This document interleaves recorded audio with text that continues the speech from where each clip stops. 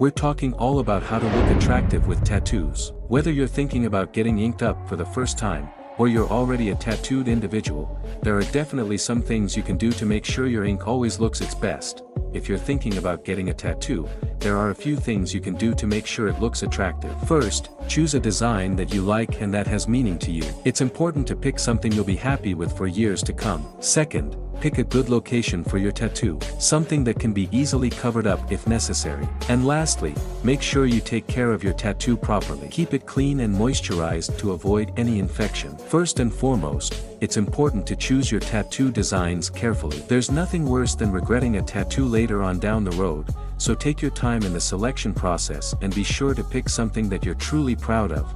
In terms of keeping your tattoo looking fresh, be sure to moisturize the area regularly. This will help to keep the skin healthy and will prevent the tattoo from fading over time. It's also important to avoid excessive sun exposure, as this can also lead to dulling of the ink.